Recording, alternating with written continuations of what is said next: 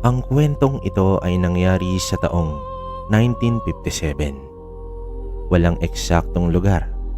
Zamboanga del Sur. Kasagsagan noon ng pananalasa ng mga aswang na tinatawag na awok. Ito ay may kakayahang mag-anyong baboy ramo, kung saan ito rin ang punteriya ng mga lokal sa pangangaso. Pero ang nangyayari, sila ang napapatay ng baboy ramo dahil ito pala ay isang aswang.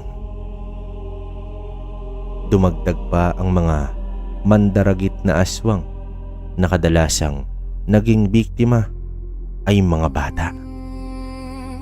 Animoy nilukob na ang bayan ng mga nilalang ng dilim. Nakakagapi naman ang mga nilalang na ito ng mga antingero sa lugar. Kaya lang, sa sobrang dami nila, ay hindi na sila kinakaya ng mga iilang antingero lamang. Ang iba sa kanila ay sumuko na at nakiisa sa mga tao na lumikas na lamang sa bayan. Sa maniwala man kayo o hindi, pati mga mambabarang at manggagaway ay nakisali na rin sa labanan dahil wala nang pinipili ang mga aswang. Lahat ay inaatake na nila hanggang sa nasakop na nga nito ang buong bayan at ginawa nila itong pugad. May isang manggagaway na talagang nanindigan na ipaglaban ang kanyang lugar. Isang gabi, habang nagsisitakbuhan na ang mga tao, walang awang nilipol ng mga aswang at tumayo ang manggagaway sa gitna. Sa abot ng kanyang salamangkang itim, ay pilit niyang nilabanan ang mga awok at mga mandarigit. Naganap ang digmaan sa pagitan ng mga aswang at mga elementong lupa. Kaliwa laban sa kaliwa. Subalit, talagang dinaig ng napakaraming puwersa ng mga aswang ang manggagaway. Napaluhod na lamang ito at nagwika ng, "Panginoon, alam kong walang kapatawaran ang pagsanib ko sa dyablo. Pero nagsusumamo ko. Nailigtas niyo ang bayan na ito. Sa ngalan ng Ama, Anak, at Espiritu Santo. Ama, patawad."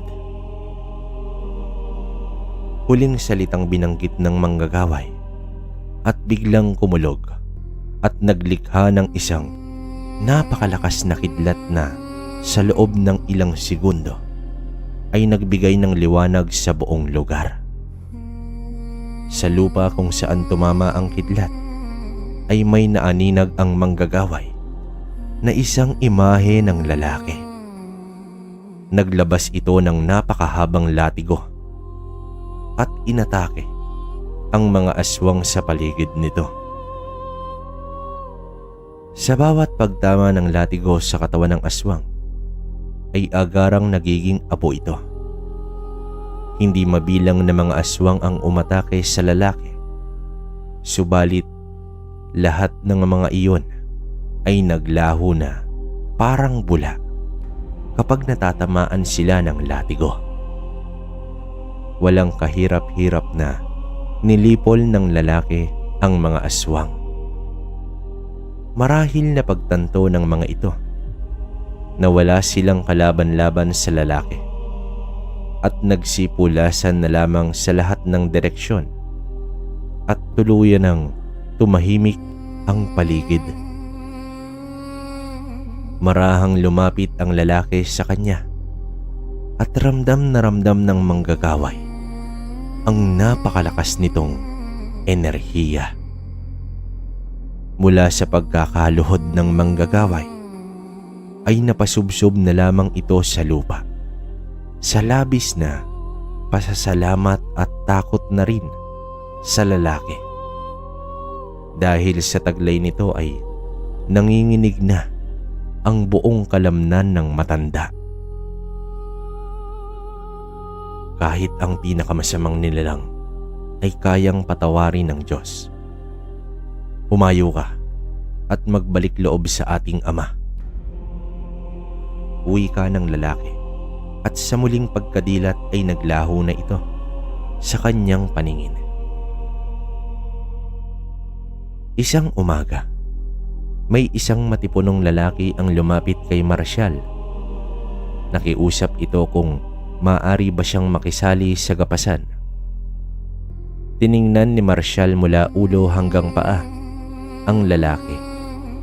Nakatayo ito at may hawak na salakot. Ito ay bago sa kanyang paningin. Ang sabi naman ng lalaki na isa siyang manlalakbay at kasalukuyang naghahanap ng lugar na matitirhan at kanyang mapapasukan. Natawa na lamang si Marcial dahil sa tindig at ayos ng lalaki. Ay tila wala itong bahid ng kahirapan sa buhay. Maputi at napakakinis ng balat. Nang biglang lumapit ang katiwala at inulat na kukulangin sila ng tao sa araw na iyon dahil ang iilan sa mga ito ay magdamag na nag-inuman at hindi na nakabangon sa kalasingan. Nako, napakawalang kwentang tao talaga. Nagkapera lang, ayun at inubos na naman sa alak. Iho, sigurado ka ba na gusto mong pasukin ang trabahong ganito? Wika nito habang tumingin sa lalaki. Opo, kayang-kaya ko po yan.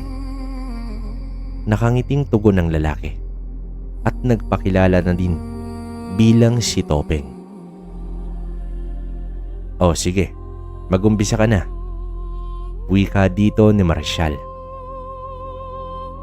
Si Marcial ay nagmamay-ari ng 10 ektarya ng lupain na ginawang taniman ng palay. Panahon ng gapasan, kaya halos abala ang mga tao sa kanilang lugar. Sa pagtatapos ng trabaho sa araw na iyon, ay nagbibigay agad ng pasahod si Marcial at sa pagkatapos ng gapasan ay tsaka lamang ito nagbibigay ng palay sa mga gumagapas. Sa pag-oobserba ni Marcial kay Topeng, ay namangha ito dahil sanay na sanay ang lalaki sa ginagawa nito. Yun nga lang, labis pa din ang pagtaka nito dahil wala talagang bahid na kasanayan sa trabahong iyon ang lalaki. Pinagtitinginan na rin itong si Topeng ng iba pang manggagapas dahil mas mabilis pa itong kumilos kesa sa kanila. Ilang metro na ang layo ni Topeng kumpara sa mga kasabayan nito. Sa oras ng pananghalian ay nakatayo lang si Topeng sa gilid ng kamalig habang pinapagpagan ang sarili, subalit animoy nahihiya sa libreng pakain ni Marcial. O, Topeng, hindi ka ba nagugutom? Lumanta ka na doon, baka maubusan ka pa. Sambit dito ni Marcial. Kalahating oras bago matapos ang trabaho sa araw na iyon, ay pinahinto na ni Marcial si Topeng. Napailing na lamang ang matanda dahil sa layo na ng inabot ni Topeng. Nahihiwagaan talaga si Marcial sa binatang ito. Ayon kay Topeng, nagmula pa siya sa kabilang bayan. Isa na rin siyang ulila at ninais niya na magbuo ng panibagong bahay sa lugar na ito. Sa katunayan, may konti silang sakahan at iyon ang sinasaka ni Topeng mula pa noong nagbinatilyo ito. Sa isip ni Marcial ay hindi siya naniniwala sa lalaki dahil taliwas ang mga nakikita niya sa sinasabi ng binata. Hindi tuloy maiwasan na mag-isip si Marcial ng kakaibang bagay. Hinala niya na baka isang engkanto ang binatang nasa harapan nito. Kaya hindi na lamang nag-usisa pa ang matanda at ibinigay na nito ang sahod sa araw na iyon. "Oh, Topeng, pinauna na kita dahil sa malaki na ang nagapas mo. Mukhang tatapusin mo pa yata ang gapasan sa isang araw lang. Basta, bukas na lang ulit, ha?" Wika dito ni Marshall. "Ah, ganun po ba? Maraming salamat po, Manong Marshall." Tugon naman ng binata. "Oh, oy kayo dyan. Ba't hindi nyo gayahin si Topeng? Ang kukupad nyo naman." Sambit ng matanda sa mga trabahador nito. Samantala, sa balkonahe ng bahay ni Marshall, nagkakape ito habang nakatanaw sa palayan na natatamaan ng liwanag ng buwan. Iniisip pa rin niya si Topeng. Kung dati ay pinamumugaran ng aswang ang kanilang bayan, baka naman sa ngayon ay mga engkanto naman ang sasakop sa kanila. Dahil sa nagdududa nga itong si Marshall, ay pinatawag niya ang isang katiwala at pinamanmanan niya itong si Topeng. "Manong, ngayon ko na po ba gagawin? Gabi na po. Baka po kasi may aswang." "Nako, Estong, wala nang aswang sa lugar natin. Baka ikaw ang aswangin ko. Sige na, lakad na." Utos dito ni Marshall. Isang oras ang binigay ni Marshall kay Estong at bumalik na nga ang katiwala. Ayon sa ulat nito, nakatira si Topeng sa isang kubo sa paanan ng bundok. May sulo na nakatarak sa bakuran nito at may gasera naman sa loob. Wala naman siyang nakikitang kakaiba sa binata. Mag-isa lamang ito at umalis na rin si Estong sa lugar noong napansin niya na tila natutulog na ang binata. Dumating na ang bukas at sumunod pa na mga araw, hanggang sa natapos na ang kapasan. Kahit anong pagsisipat ang gawin ni Marshall, ay ordinaryong tao lamang si Topeng. Maliban na lamang sa bilis nitong gumapas. Pinagmasdan pa ni Marshall ang binata habang buhat ang isang sako ng palay at nakikipagbiruan pa ang binata sa mga kasamahan nito. "Kung sino aman talaga, Topeng, sana kapayapaan ang hatid mo sa lugar namin. Ayaw ko nang mangyari pa ang nangyari noon." Wika ni Marshall sa kanyang sarili. Si Christopher alias Topeng Vargas ay nagmula sa katimugan ng Zamboanga del Sur. Bago isinilang si Topeng, ay katakot-takot ang mga nilalang na umaaligid sa kanilang bahay. Habang nagpapaanak ang kumadrona, ay nakabantay naman sa labas ng bahay ang ama nito na may sandatang sibat. Takot na rin ang kumadrona sa dami ng aswang na nakapalibot sa bahay. Sa katunayan ay nagro-rosaryo ito habang nagpapaanak at isinabit na lamang ang rosaryo sa leeg nito. Sa pag-iyak ng sanggol ay naging agresibo na ang mga aswang. Matapos nitong ayusin ng kumadrona at naitabi na sa ina, ay biglang nawasak ang dingding at tuluyan ng nakapasok ang gabunan.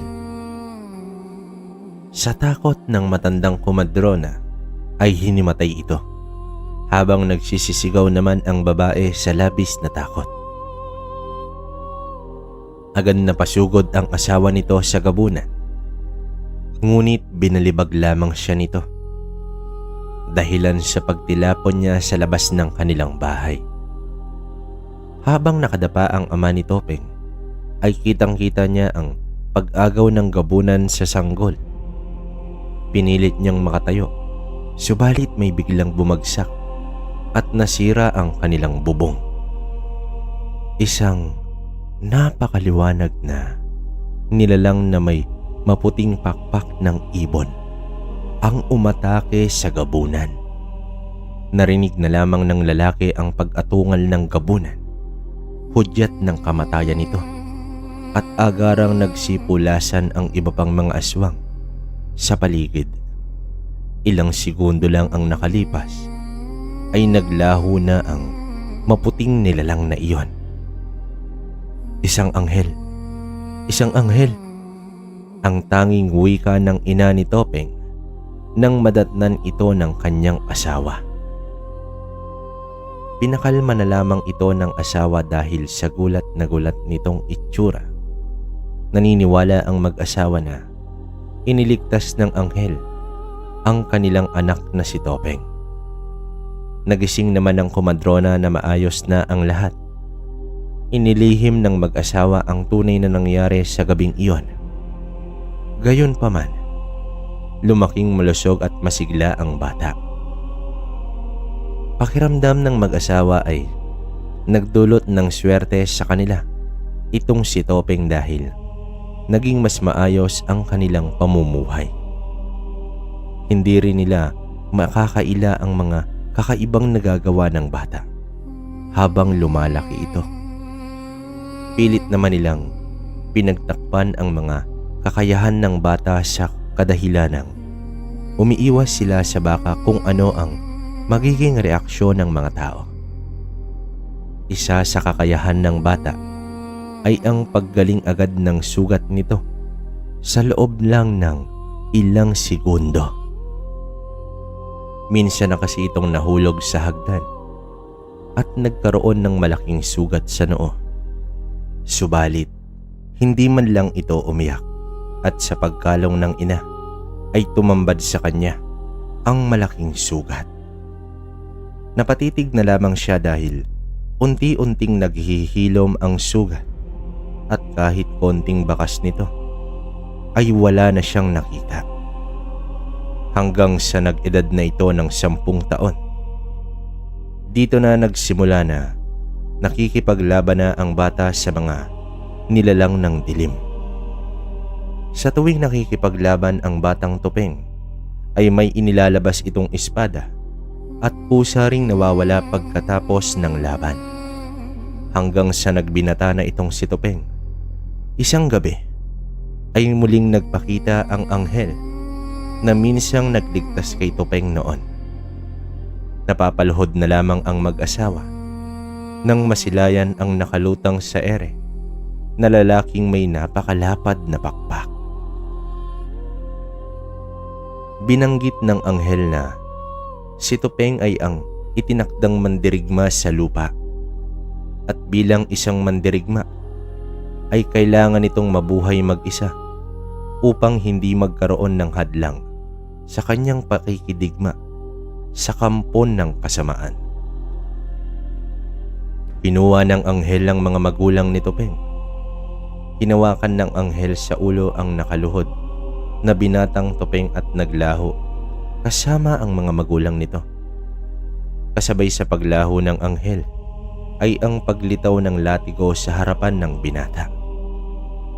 At ito ang ginamit niya sa paglipol sa mga aswang na minsang nagpugad sa isang bayan. Ang lalaking nakita ng manggagaway ay walang iba kundi itong si Topeng. Samantala, isang umaga, biglang napadalaw si Marshall sa bahay ni Topeng. Nadatnan niya ang binata na nagsasampay ng mga damit. Palakad-lakad ang matanda na umaaligid kay Topeng habang nakataas noo at nasa likod nito ang mga kamay. Topeng, Topeng, kung ano man ang binabalak mo sa lugar na ito, hindi ka magtatagumpay. Dediretsuhin na kita. Binatang Engkanto. Ang lugar namin ay minsan ang sinakop ng mga aswang. At doon mismo sa gitna ng aking lupain ay lumitaw ang aming tagapagligtas. Kaya ikaw, mas mabuti pang umalis ka na sa lugar na ito. Matapang na wika dito ni Marshall. Hindi naman mapigilan ni Topeng na mapangiti sa inasta ng matanda. Tumitig siya kay Marshall at marahang lumapit habang napapatras naman ito.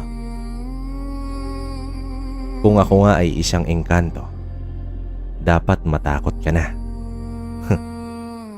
Pabirong paninindak ni Topeng. Gumuhit sa mukha ng matanda ang takot at agad itong napatakbo palayo. Natawa at napailing na lamang si Topeng sa nangyari. Humahangos na dumating ng bahay ang matandang si Marshall. Sinalubong naman siya ng tanong ng kanyang asawang si Petring. Ayon kay Marshall, hindi nga siya nagkamali sa hinala niya sa binatang si Topeng. Dapat ay isang guni niya na ito sa tagapangalaga ng lugar. Walang iba kundi ang manggagaway na si Celso.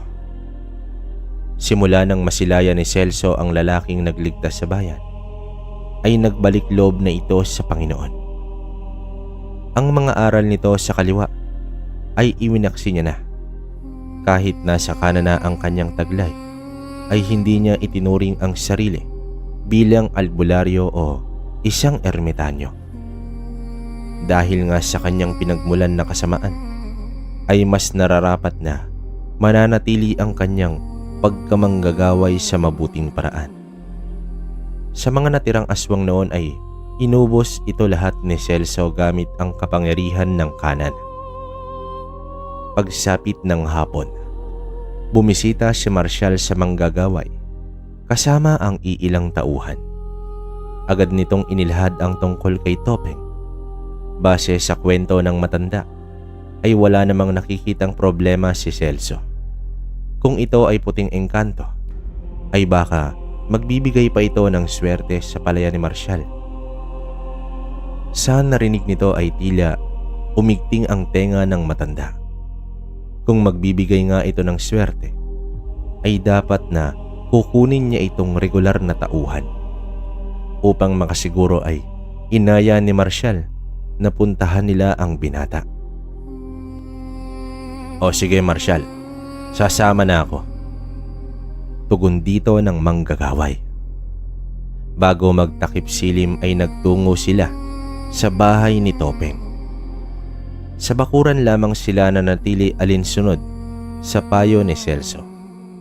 Matapos nilang magbigay galang, ay bumukas na ang pinto at lumabas na ang binata. Nag-iba naman ang pakikitungo ni Marshall sa binata. Naging mapagkumbaba na ito. Subalit, laking pagtataka niya dahil si Celso ay tila nakakita ng aparisyon. Diyos ko po, ikaw nga. Ikaw nga. Gulat na wika ni Celso hanggang sa lumuhod at yumuko ang manggagaway sa harapan ng binata. Takang-taka naman si Marshall sa nangyayari at pilit niyang tinatanong ang manggagaway. Tumugon si Celso na nakaluhod pa rin. Ayon dito, ang binatang nasa harapan nila ay ang taong nagligtas sa buong bayan laban sa mga aswang. Tanging pagngiti ang itinugon ng binata hanggang sa ito'y nagwika ng, "Kamusta ka na, manggagaway? Batid ko ang pagpapanatili mo ng kaayusan sa lugar na ito." Wika nito.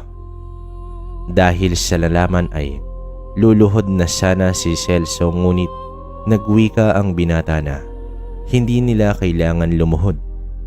Hindi nila dapat sambahin ang tagasilbi ng Panginoon.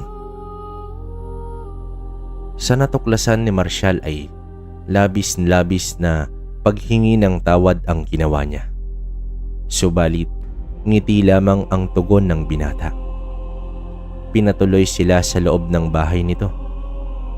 Laking pagtataka ng mga panauhin dahil taliwas sa itsura ang loob ng bahay kumpara sa labas. Kung titingnan sa labas, Ang bahay ay maliit, gawa sa pawid at kawayan. Subalit ang loob nito ay gawa sa matibay na mga puno. Makintab ang sahig na gawa sa marmol at may mahabang mesa kung saan sila naroroon. Hindi na lamang nagtanong si Marshall kung bakit iba ang sa labas ng bahay.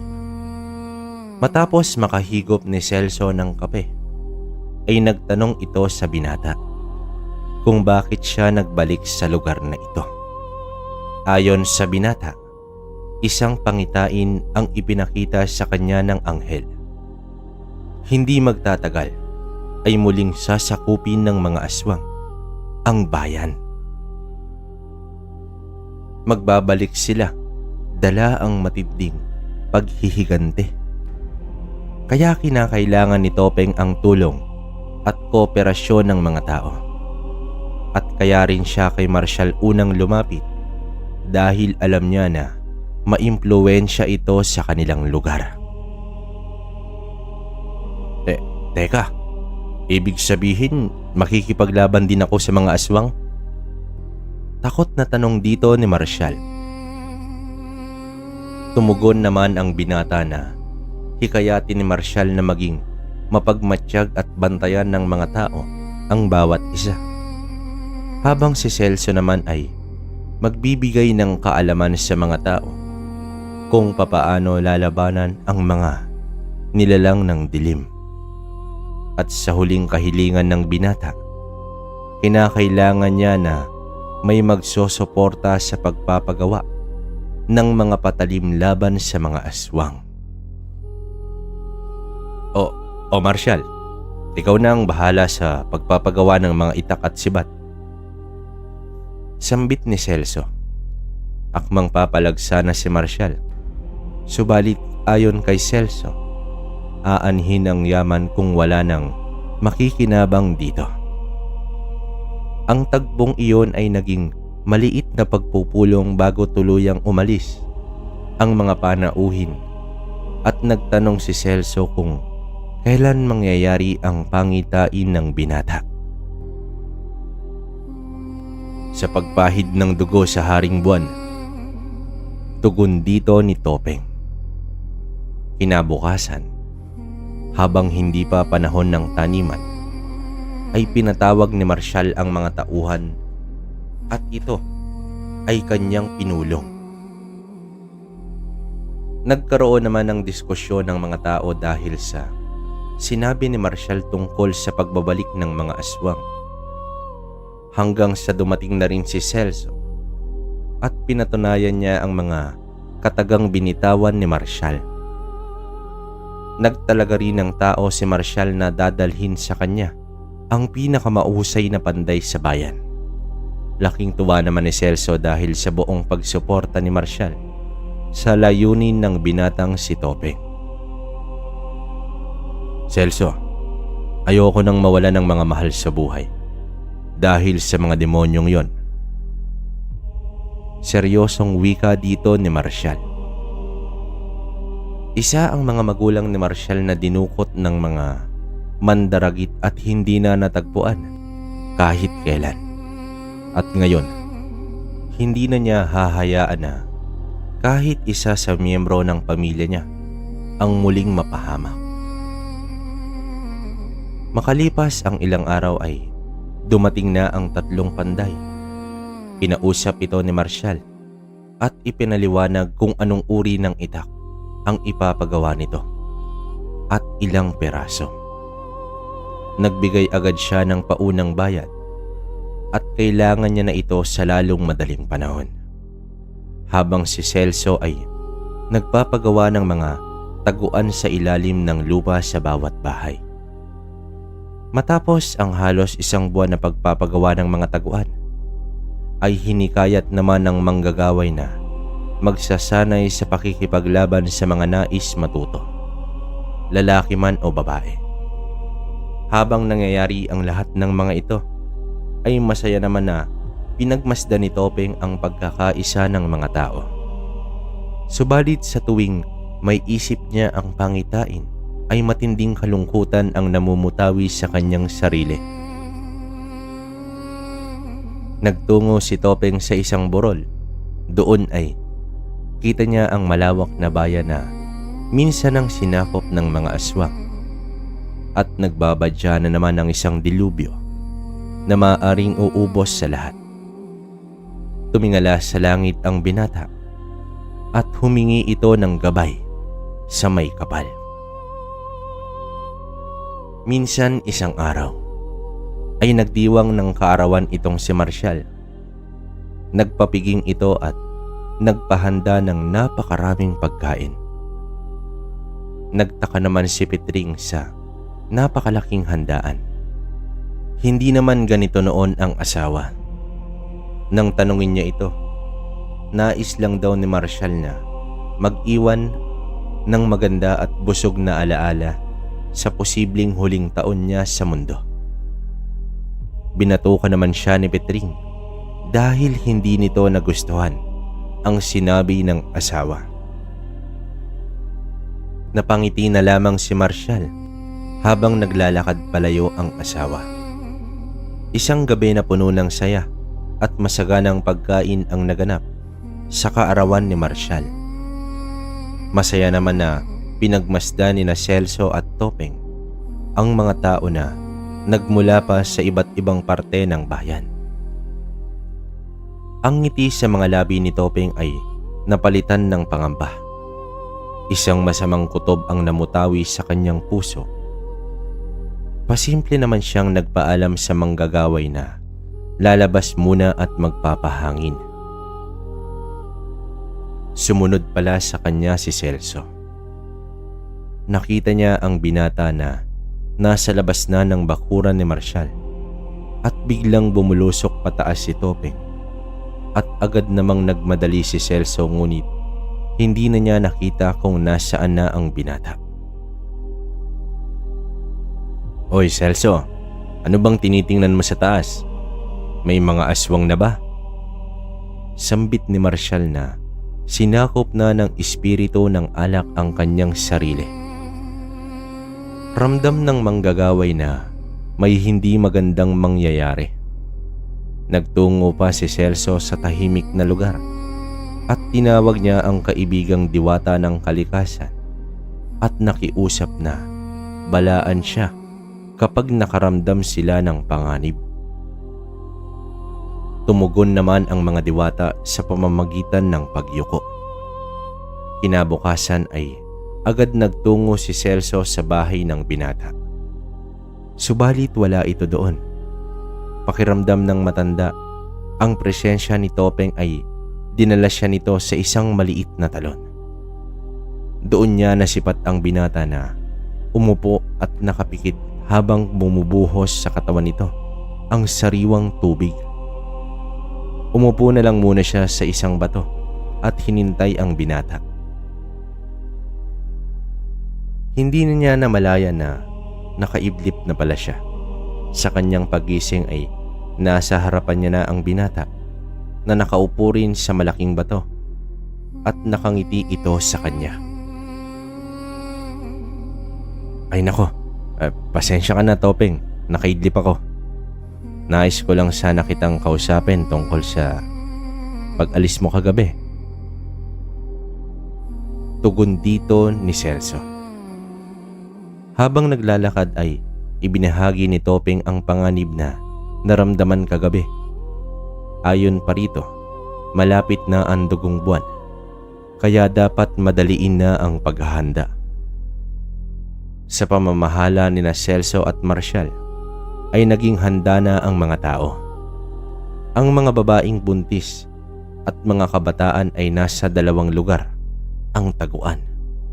Habang papalapit na ang pagdugo ng buwan, ay nagsilikasan na rin ang mga tao sa kani-kanilang itinalagang tahanan upang kahit papaano ay masanay sila sa ilalim ng lupa. Isang dapit hapon, ang araw ay papalubog na sa kanluran at mula sa silangan ay lumabas na maputi ang napakalaking buwan. Ito na ang pinaka kinatatakutang gabi ng mga tao. Ang ilan ay nag-iiyakan na nang masilayan nila ang buwan. Ang mga mandirigma ay nakahanda na rin, tangan ang kanilang sibat at mga itak. Mula sa ikalawang palapag ng bahay ay nakahanda na rin si Marshall at ang mga tauhan nito, hawak ang mahabang baril. Hindi rin nagpaawat si Petring, maging ito ay nakisali na rin kasama ang kanilang dalawang binatang mga anak. Habang si Celso naman ay nasa bahaging hilaga kasama ang iilang kalalakihan na handa na rin sa digmaan. Samantalang si Topeng ay nasa tuktok ng burol. Nakaupo ito at nakaharap sa buwan. Habang papataas ang buwan ay unti-unti nang nagbabago ang kulay nito. Pagpatak ng alas 7 ng gabi, sa pagdilat ng mga mata ni Topeng, ay lumabas na ang mga nagkukumpulang ibon sa ere na mula sa silangan ay nagtungo ng kanluran. Napakarami nito. Animoy lumikas rin ito ng lugar, habang ang mga aso ay isa-isa nang nag-uungulan. Sa pagtayo ni Topeng ay ang buwan na nagkukulay pula ay tuluyan ng nagpakita. Tumambad naman kay Topeng ang mga nilalang na nagtatakbuhan papalapit sa kanilang direksyon. Hindi mabilang ang mga nilalang ng dilim na sumugod sa kanila. Kasunod nito ang mga nakakabayong mangdirigma ng impyerno. Sa pagsigaw ni Marshall ay sinindihan na ng mga tauhan ang mga kumpol ng kahoy sa gitna ng palayan. Nagliwanag na ang paligid gawa ng apoy. Hanggang sa nasilayan na nila ang mga malalaking aso na puro kulay itim. Sa hudyat ni Marshall ay pinaputukan na nila ang mga pulutong ng mga asbo. Sa bawat tama ng bala ay nagdudulot ito ng matinding sugat dahil na rin sa mga salamangkang nakapaloob sa bawat bala na dulot ni Celso. Sumugod na rin ang mga tao sa mga asbong nakalapit na sa kanila. Ang bawat pinto ng mga taguan sa ilalim ng lupa ay naglitawan na rin. Kasabay ang mga diwata na nagsilbing tagabantay sa mga tao. Sa bawat hampas ng kamay sa hangin ng mga diwata ay tumitilapon ang mga asbo.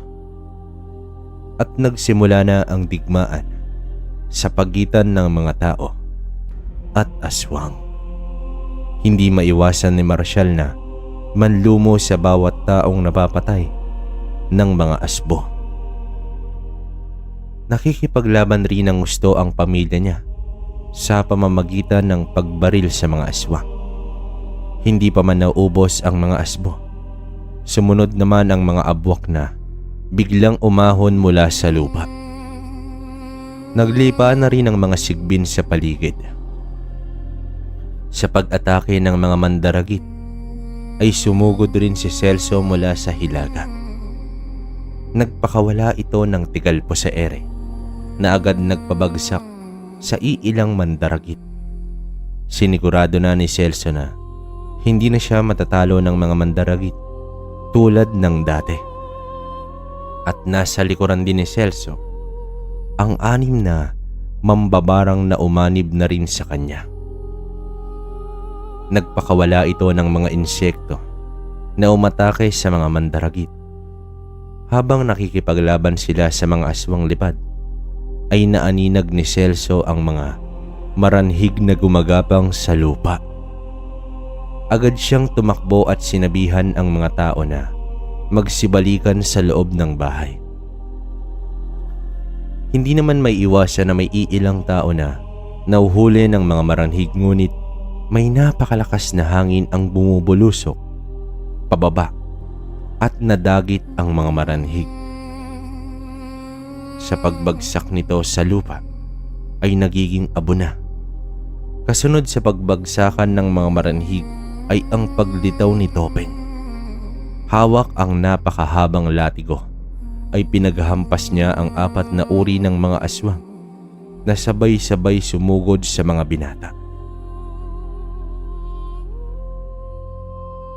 Nanlaki na lamang ang mga mata ni Marshall sa pakikipaglaban ng binata sa napakaraming aswang. "Topeng, kami na ang bahala rito. Puntahan mo na ang mga mandirigma ng impyerno." Sambit dito ni Celso.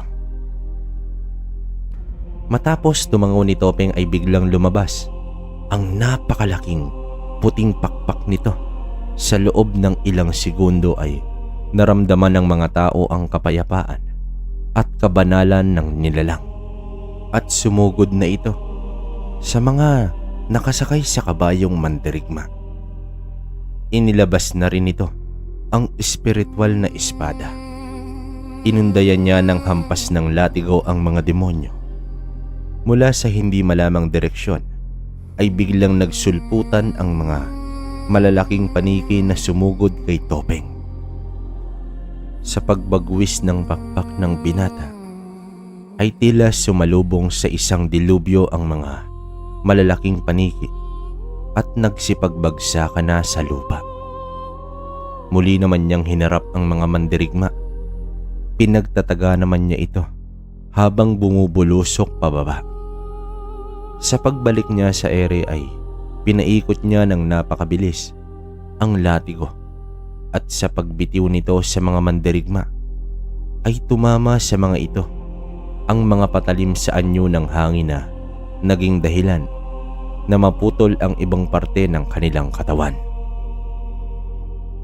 Samantala, ang mga abwak ay nagpalit anyo na bilang malalaking bayawak. May iilang tao rin na itong nakagat at binawian na ng buhay. Sumugod naman ang mga insekto ng mga mambabarang sa mga malalaking bayawak. "Ismeng, mambabarang ka pala. Tulungan mo kami," sigaw ni Marshall habang nilalapitan na sila ng isang bayawak. Bumaling naman ang atensyon ni Ismeng sa itaas ng bahay. Nag-usal ito at naglabas ng isang salagubang. Paglipad nito ay bigla itong dumami at pinagkumpulan ang bayawak. "Salamat, Ismeng. May bigas ka mula sa akin," sigaw muli dito ni Marshall. Habang ang mga diwata naman ay walang patid na nakikipagtagisan sa pinagsamang puwersa ng asbo at mga abwak. At ang mga engkantong kahoy ay pumaibabaw na sa pinagtataguan ng mga tao. At dito pinalibutan ng mga ugat ang ibabaw ng lupa bilang proteksyon. Mula sa maraming bilang na mandirigma ng impyerno ay iisa na lamang ang natira. Bumaba na sa lupa si Topeng at muling nag-anyong tao. Naglakad ito patungo sa demonyong nakaupo na sa lupa habang umaatras. "Humawa ka sa aking kamay. Kahit ang pinakamasamang nilalang ay kayang patawarin ng ating Ama," pakiusap dito ni Topeng. Subalit, tumawa lang ang demonyo. Tumayo ito at sinugod si Topeng gamit ang espada. Ngunit bago pa man niya mataga itong si Topeng, ay tumama na si demonyo ang isang kidlat. Napaatras ito at dito na tuluyang biglang naglihap. "Panginoon ko, patawarin mo po sila sapagkat hindi nila alam ang kanilang ginagawa," wika dito ni Topeng. Habang naglalakad si Topeng sa gitna ng labanan, ay ibinuka niya ang kanyang mga kamay at sumigaw ng, "Humawa kayo sa aking mga kamay. Kahit ang pinakamasamang nilalang ay kayang patawarin ng Diyos." Natigilan ang lahat. Muling nanumbalik kay Celso ang eksena sa unang pagkikita nila ni Topeng. Subalit, sinugod ng mga aswang si Topeng. Pinagkumpulan ito at makalipas ang ilang segundo ay nabura ang mga aswang sa pagliwanag ni Topeng. Mula sa pagkaluhod ng 6 na mambabarang ay tumakbo ito papalapit kay Topeng. Humawak ito sa kamay nito. Dahang-dahang naging kulay puti ang mga buhok ng mambabarang at umayos ang itsura mula sa kulubot na balat. Matapos nito ay muling humarap si Topeng sa buwan. Nagpakawala ito ng liwanag patungo sa buwan at ang kulay pula ay unti-unting bumalik sa pagiging kulay puti. Nang matapos ang digmaan, ay tanging pag-iyak at pagyakap na lamang ang nagawa ng pamilya sa bawat taong nasawi sa labanan. Naglaho na rin ang mga diwata ng kalikasan, hudyat na tuluyan ng nagtapos ang digmaan. Sa gabi ding iyon ay nagpaalam na sa kanila si Topeng. Topeng, bago ka umalis, nais kong magpasalamat sa iyo. Pangako, poprotektahan ko at pangangalagaan ko ang bayan na ito. Maraming salamat. Wika dito ni Marshall. Hindi makapaniwala si Marshall kahit ang demonyo ay nais pa ni Topeng na baguhin, isang pambihirang nilalang. Sa paglisan ni Topeng ay mas nagkakaisa pa ang mga tao sa bayan. Naging mapagbigay na rin si Marshall sa mga tao at si Celso ay nagkaroon na ng kaakibat sa pangangalaga sa lugar kasama ang 6 na dating mambabarang. Kung dati ay kinatatakutan sila, ngayon ay sa kanila na lumalapit at nagpapagamot ang mga tao. Kung natapos man ang digmaan sa bayan ni Celso, ay mag-uumpisa naman ang panibagong misyon ni Topeng sa panibagong bayan na kanyang papasukin. Sa isang tahimik na baryo, ay bumili ng lupa si Topeng upang gawing palayan. Sa pagkakataong ito, isang negosyante ang pagpapakilala niya sa mga tao. Isang negosyante na sumamang magsaka ng lupain kasama ang mga trabahador nito. Isang pambihirang nagmamay-ari ng lupain na lumulusong sa putikan upang magtanim ng palay. Hindi naging mahirap kay Topeng ang magkaroon ng mga tauhan na tapat sa kanya dahil na rin sa ugali nitong mapagkumbaba at napakabait. Tanging pagkaiba nito ay ang itsura. Ngunit nakikisama sa mga trabahador na animoy kaisa sa mga ito. Subalit hindi talaga may iwasan na may mga taong naiinggit sa iba. Tulad na lamang ni Ramon, isang negosyante rin na nagmamay-ari ng lupain. Mas malaki na di hamak ang palayan niya kumpara sa palayan ni Topeng. Ngunit hindi nito nagustuhan ang pagtapat ni Topeng sa kanyang palayan. Isang araw ay bumisita si Ramon sa bahay ni Topeng. Malugod naman itong pinatuloy ng binata. Hindi na nagpaligoy-ligoy pa itong si Ramon at inalok niya ng malaking halaga si Topeng upang bilhin ang lupain nito. Ngunit nakangiting tumanggi ang binata. Nainsulto naman si Ramon dahil tila naliliitan si Topeng sa salaping ibabayad ni Ramon sa maliit niyang sakahan. Masyado kang mayabang, bata. Akala mo napakadaling magpalago ng palayan? Matapang na wika dito ni Ramon. Ah, ganun ba? Pasensya na po, Ginoo. Pero masaya na po ako sa kalagayan ng aking palayan. Mahinahong tugon ng binata. Dahil sa tagpong iyon, binalak ni Ramon na sirain ang pangkabuhayan ni Topeng. Isang gabi, nag-utos si Ramon na sirain ang mga pananim ng binata sa pamamagitan ng lason na ihalo sa tubig. Dahil sa bihasa na si Ramon pagdating sa palay, Alam niyang magiging epektibo ang gagawin niyang panlalason. At matagumpay nga niyang nagawa ang plano.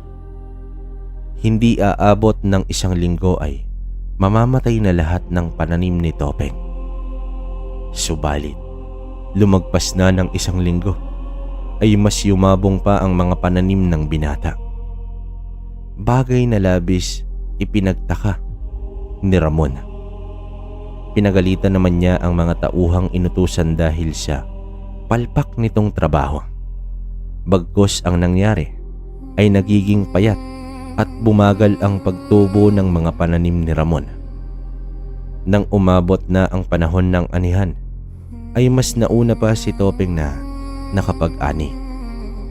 Bukod sa mas mataas na pasahod, ay malaking bagay rin ng mga palay ang natatanggap ng kanyang mga trabahador. Umabot pa ng 1 buwan bago nakapag-ani si Ramon at laking gulat niya dahil ang mga bigas ay lahat sira na. Napakalaking pagkalugi ang natamo ni Ramon. Sumugod ito sa bahay ni Topeng na galit na galit. "Topeng, anong ginawa mo sa mga pananim ko?" Matapang na tanong ni Ramon, sabay duro nito sa binata. "Wala po akong ginawa sa mga palay niyo, Ginoo. Baka ikaw may ginawa ka sa mga pananim ko." Tugon dito ng binata. Galit na galit naman na umalis si Ramon dahil sa sinabi ni Topeng. Dahil sa pangyayari, ay balak ni Ramon na sa susunod na anihan ay mas matindi pa ang kanyang gagawin. Samantala, napadpad naman si Topeng sa lugar dahil sa pangitain na naman ng anghel na ipinakita sa kanya. Isang mangkukulam na may lahing aswang ang nag-uumpisang umusbong sa bayan. Dahan-dahan na rin itong nagpakalat ng kanyang lahi sa pamamagitan ng pagyanggaw na pinapadaan nito sa pangkukulam. Kasalukuyang pang inaalam ni Topeng ang katauhan sa nasabing nilalang, kaya maigi ang pagsipat niya sa mga kakaibang gawi ng mga tao. Subalit magaling yata magkubli ang aswang na iyon. Gabi-gabing pinapain ni Topeng ang sarili, subalit wala pa ring nangyayari. Minsan madaling araw na nang naglakad papauwi ang binata. Nakarinig siya ng babaeng umiire ng malakas. May isisilang na sanggol sa mga oras na iyon. Lumapit ng bahagya ang binata sa bahay. Nais niyang masiguro na ligtas ang sanggol na ito'y maisisilang. Sa kanyang pagsipat sa bahay, sa di kalayuan, ay may nakita siyang aswang na lumilipad, pumapaikot sa bubong ng bahay. Biglang lumapit ang binata at nilatigo at hinila niya ang aswang sa loob ng kakawyan. Inapakan niya sa sikmura ang aswang at hinawakan ang bibig. Animoy nagulat ang aswang sa ginawa ng binata. Wala itong bahid ng takot at pag-aalangan na ilapit ang sarili dito. "Isang yanggaw," wika dito ni Topeng. Inapa ni Topeng ang katawan ng aswang. Nagpupumiglas man ito at inaatake si Topeng. Subalit, hinahawi lang ng binata ang mga kamay ng aswang. At mula sa tagiliran nito, ay hinugot niya ang isang itim na sisiw. Basa ito at nanglalagkit. Umangil naman ang aswang sa tindi ng kirot. Ang sisiw na iyon ay buhay na buhay. Habang hawak ng kamay ay biglang nagliyab ang sisiw at ang aswang ay dahang-dahang nagpalit ng anyo bilang tao. Isa itong babae na paatras at sumandal sa puno habang tinatakpan ang buong katawan. Animoy nasisiraan na ng bait ang babae. "Sinong demonyong gumawa sa'yo nito? Kawawang tao." Wika ni Topeng sabay hawak sa ulo ng babae. Humayo ka at bumalik na sa pamilya mo. Dagdag pa ng binata. Agaran tumakbo naman palayo ang babae. Tumingala si Topeng at bumulusok ito paitaas. Maigi niyang pinagmasdan ang paligid mula sa ere. Simula noon ay halos gabi-gabi ay may nahuhuling yanggaw ang binata. Pinagaling niya ito at bumalik sa pagiging normal na tao. Ang mangkukulam na aswang na si Greta ay nagtataka na kung bakit unti-unting nababawasan ang kanyang mga kampon. Minsan isang hapon ay nakasalubong niya ang isang babaeng minsan na niyang nayanggaw. Sa paglapit niya sa babae ay laking gulat na lamang niya dahil isang normal na ang naturang babae. Hinala ni Greta na may malakas na albularyo sa kanilang lugar. Dahil sa pangyayari ay tumigil muna ang aswang at sinubukang hanapin ang pinaghihinalaang albularyo. Samantala, ilang linggo na lang ay anihan na. Muling nag-utos si Ramon na sirain ng mga pananim ng binata, ngunit iba na sa pagkakataong ito. Isang gabi, pinagtataga ng mga tauhan ni Ramon ang mga pananim ni Topeng. At upang makasiguro ay nandoon mismo si Ramon. Nakamasid ito habang nakangisi. Lingid sa kaalaman ng kalaban ay kanina pa pala nakamasid sa kanila ang binata. Hinayaan lamang ni Topeng na maisakatuparan ang binabalak ni Ramon. Pagsapit ng umaga, ginulantang si Ramon sa ulat ng kanyang tauhan. Ayon dito, lahat ng kanilang pananim ay nasira sa pamamagitan ng pagputol sa mga ito gamit ang isang matalim na bagay. Agad nagtungo ang negosyante at nanlumo na lamang siya dahil walang natira sa kanyang pananim. Habang ang kay Topeng ay wala man lang kahit konting sira. Nagtataka si Ramon kung papaanong nangyaring saksing buhay siya sa paglapastangan ng mga tauhan niya sa palayan ni Topeng. Hayop ka, Topeng. May sa demonyong binatang yon. Humanda ka sa akin. Galit na wika dito ni Ramon. Sumugod na naman siya sa bahay ng binata na may dalang baril. Kinumpronta niya ang binata.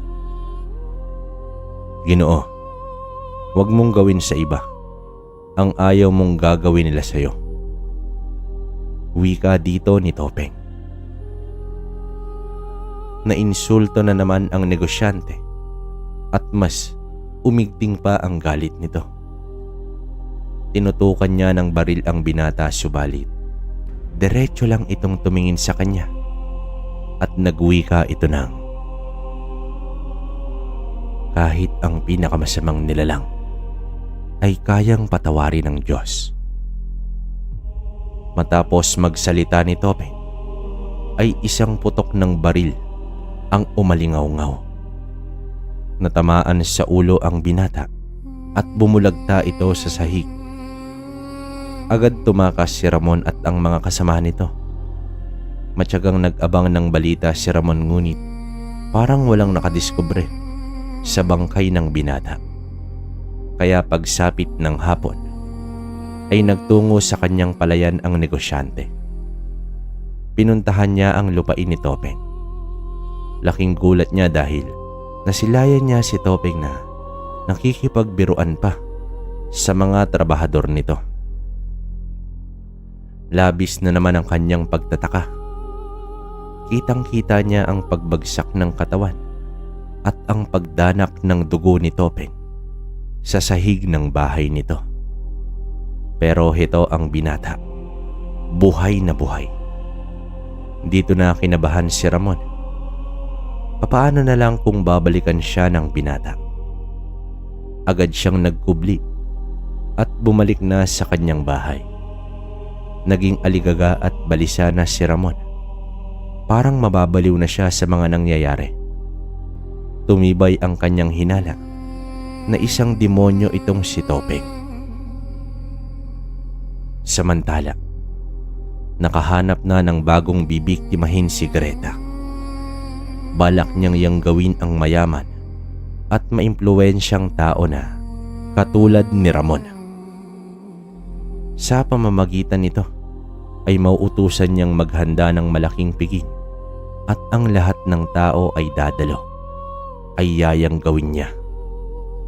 Habang papalis na si Greta mula sa tapat ng bahay ni Ramon, ay nasipat siya ni Topeng. Kitang-kita ni Topeng ang maitim na enerhiya na bumabalot sa babae. Pakiramdam ng binata ay may masamang balak ang babaeng iyon sa bahay ni Ramon. Kaya sa pagsapit ng gabi ay nakamasid na ang binata sa bahay ni Ramon.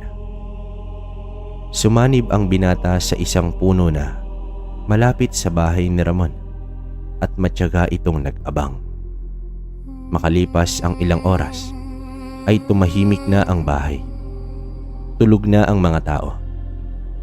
Nasipat na ni Topeng ang babae na naglalakad sa kalsada. Tumigil ito sa tapat ng bahay ni Ramon. Biglang tumalon ang babae at dumapo sa bakuran ng bahay. Lumuhod ang babae at dumiba. Nag-usal ng engkantasyon. Habang nagsasagawa ng ritual ang babae, ay biglang nag-iba ang panahon. Tila kumukulog na at kumikidlat. Ngunit patuloy pa rin ang babae. Dahil sa ingay ng kulog, ay nagising si Ramon at iilang tauhan ito.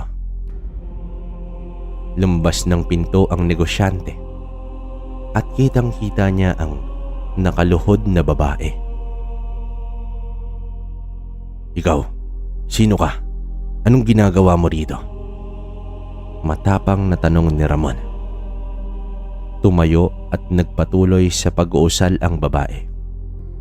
Nang biglang tumama ang kidlat sa kabilang bahagi ng bakuran at lumitaw itong si Topeng.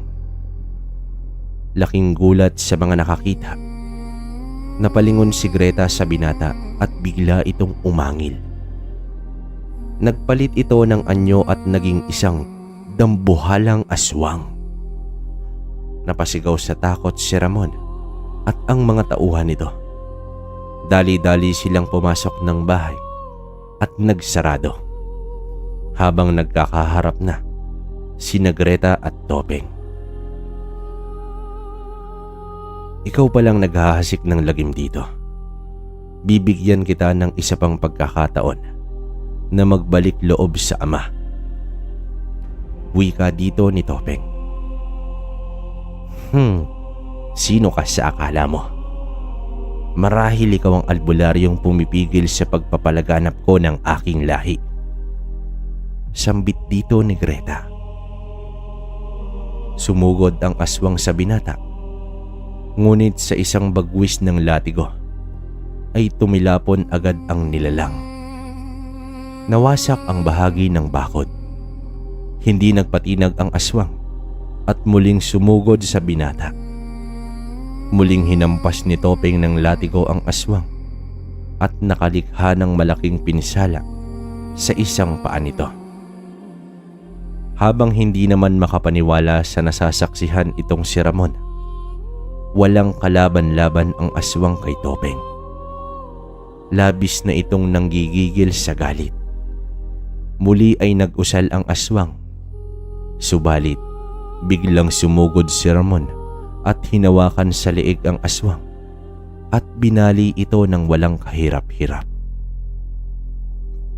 Inlabas ni Topeng ang espiritual na espada at itinarak ito sa nilalang. Naagnas at naging abo ang aswang. Matapos nito ay naglaho na si Topeng nang matamaan ito ng kidlat. Kinabukasan ay nagtungo si Ramon sa bahay ni Topeng, subalit ang sabi ng katiwala ay nasa palayan ito. Nasipat ni Topeng si Ramon na naglalakad patungo sa kamalig na kinaroroonan niya. Sa pagharap nila ay biglang lumuhod ang negosyante at humingi ito ng tawad. Hinawakan ni Topeng ang balikat ni Ramon at nagwika ito ng, "Kahit ang pinakamasamang nilalang ay kayang patawarin ng Diyos.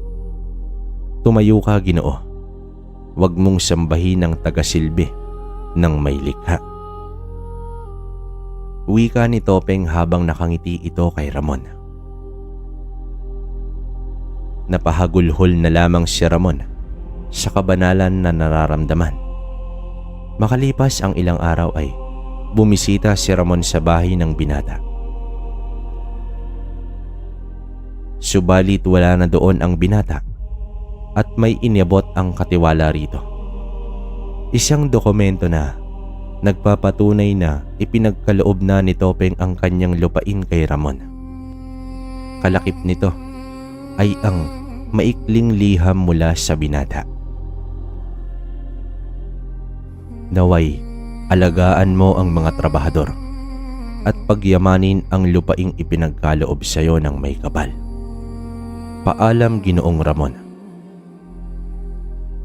Hindi makapaniwala si Ramon sa ginawa ng binata. Sa kabila ng lahat na kasamaang dulot nito sa binata, ay naging magpatawad at mapagbigay pa ito. Nagbago ang pananaw ni Ramon sa buhay. Tinupad niya ang kahilingan ng binata. Lumipas pa ang panahon na hindi na muling nagpakita pa ang binata. Sa muling pagbabalik ni Topeng sa kanyang pinagmulan, tanaw niya ang tahanan ng kanyang pamilya. Nanumbalik sa kanyang alaala ang mga sandaling bata pa siya at masayang namumuhay kasama ang mga magulang. Lumapit si Topeng sa bahay at umupo ito sa hagdan. Iniisip pa rin niya ang mga nakaraang alaala. "Iho, anong ginagawa mo dyan?" tanong sa kanya ng isang matandang babae.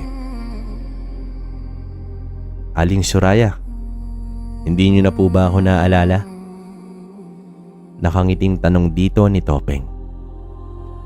"Aba, Topeng, ikaw na ba yan?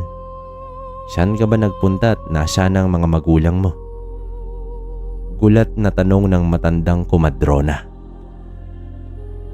Tugon ng binata sa matanda. Nasa masayang lugar na ang kanyang mga magulang. Nagbalik siya upang balikan ang mga alaala sa lugar na kanyang pinagmulan. Natawa naman ang matanda sa mga sinabi ni Topeng dahil parang matanda na itong magsalita. "Nako, Topeng, matagal ko na talaga na nais sabihin ito sa'yo. Alam mo ba kung ano nangyari noong ipinanganak ka ng nanay mo?" "Nako, Topeng, kung alam mo lang." Sambit dito ng matanda. Habang ikinikwento ng matanda, ay napapangiti na lamang ang binata dahil umaaksyon pa si Aling Soraya. Sumubsob pa ito sa lupa na labis na ikinatuwa ni Topeng. Matapos ang maaksyong kwento ng matanda, ay nag-abiso ito sa binata na ipagluluto niya ng masarap na ulam. Kaya nagpaalam muna itong umuwi. Habang natutulog na si Topeng, ay ginising siya ng isang malamig na boses ng isang lalaki. Pagwari niya ay naaninag niya ang nagliliwanag sa labas ng bahay. Sa paglabas ng binata, ay nakita niya ang anghel. Agad yumuko ang binata, hinawakan ng anghel ang kanyang muka at nagwika ito ng, "Nais mo bang masilayan ang iyong mga magulang? Nakangiting tanong dito ng anghel. Matagal ko na pong ninanais na sila'y makitang muli. Pero hindi pa tapos ang misyon ko sa mundo. Tugon dito ng binata. Napakabusilak ng iyong puso. Mas iniisip mo pa ang kapakanan ng iba kaysa sa pansariling kaligayahan. Humayo ka, Topeng, at sa takdang panahon ay isasama na kita sa kinaroroonan ng iyong mga magulang. Wika ng anghel at naglaho ito dahan-dahan. Nagising si Topeng sa pagkatok ni Aling Suraya. Bitbit nito ang masarap na ulam at sabay nilang pinagsaluhan ang inihanda ng matanda. Habang nagkikwento na naman ang matanda sa karanasan niya nang minsang nakakita na naman siya ng isang aswang.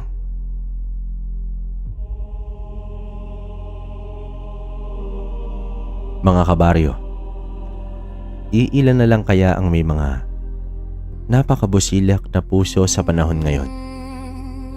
Para kay Topeng, ang bawat isa ay may pagkakataon pang magbago.